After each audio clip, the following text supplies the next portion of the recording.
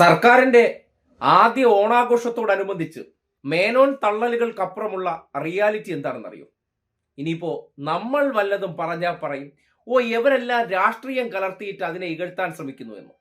കനകക്കുന്നിൽ ഓണം വാരാഘോഷം കാണാൻ വന്ന ചെറുപ്പക്കാർ പറയുന്ന ഒരു വീഡിയോ പുറത്തു വന്നിട്ടുണ്ട്. അത് ഇൻസ്റ്റഗ്രാമിലൂടെ അവരുടെ അഭിപ്രായമായി പങ്കുവെച്ച വീഡിയോയാണ്. ഒന്ന് കേട്ടെ. ആരെ കെട്ടിക്കാനാ ഇതൊക്കെ ഉണ്ടാക്കി വെച്ചിരിക്കുന്നത്?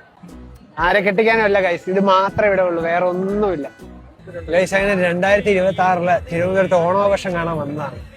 വിചാരിച്ച പോലെ ഒന്നും ഇല്ല. ലൈറ്റൊക്കെ ഉണ്ട്. ഞാൻ അകത്ത് കനകത്തിനകത്ത് പരിപാടി എന്നൊരു സംഭവമില്ല.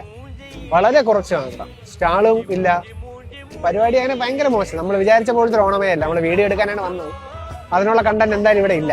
സത്യം പറഞ്ഞാൽ ഇഷ്ടപ്പെട്ടില്ല. കഴിഞ്ഞ പ്രാവശ്യത്തെ വെച്ച് നോക്കുമ്പോൾ ഒന്നുമില്ല. ലൈറ്റും ഇല്ല, ഒന്നുമില്ല, ആളും ഇല്ല, അനക്കും ഇല്ല.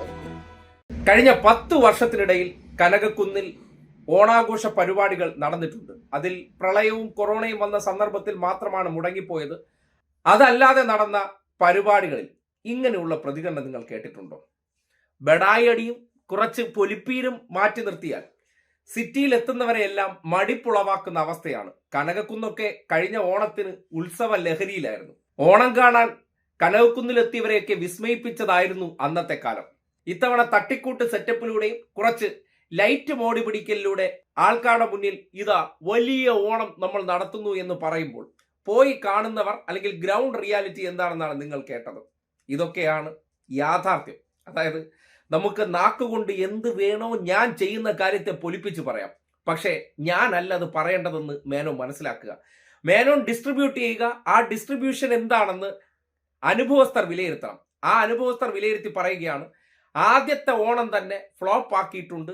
വലിയ വാഗ്ദാനങ്ങളും വലിയ തോതിലുള്ള ആഘോഷ പരിപാടികളും എന്നൊക്കെ പറഞ്ഞതിന് ശേഷം അത് കാണാൻ വന്നവർക്ക് മനസ്സിന് തൃപ്തിയില്ല, വെറുതെ സമയം കളഞ്ഞു എന്ന് തോന്നുന്നുണ്ടെങ്കിൽ നിങ്ങൾ നടത്തിയ പരിപാടികൾ ഫ്ലോപ്പ് ആണോ ഇല്ലയോ എന്ന് നിങ്ങൾക്ക് തന്നെ വിലയിരുത്താം. ഒരിക്കലും തോന്നുന്നില്ല. കാര്യം ഞാൻ അതിസാമർഥ്യക്കാരനെന്ന് വിചാരിക്കുന്ന ഒരാൾക്ക് ഒരിക്കലും ഇതിനപ്പുറത്തേക്ക് ഒന്നും ചെയ്യാനും പറ്റില്ല. കാര്യം തെറ്റുകൾ മനസ്സിലാക്കുന്നവനെ അത് തിരുത്താൻ കഴിയുള്ളൂ. തെറ്റ് പറ്റാത്ത മനുഷ്യനെന്ന് സ്വയം വിചാരിച്ച് നടക്കുന്ന ഒരു മനുഷ്യന് എവിടെയാണ് ഈ പറയുന്ന രീതിയിലൊക്കെ മാറ്റം വരുത്താൻ പറ്റുന്നത്? അടുത്ത തവണ ഇതിനേക്കാൾ ബെഡായി അടിച്ചു നിൽക്കും. ആ ബെഡായും കേട്ടുകൊണ്ട് ഓരോ ഇടത്ത് ചെല്ലുന്ന മനുഷ്യർക്ക് കിട്ടുന്ന പണിയാണ് ആ കേട്ട പ്രതികരണം.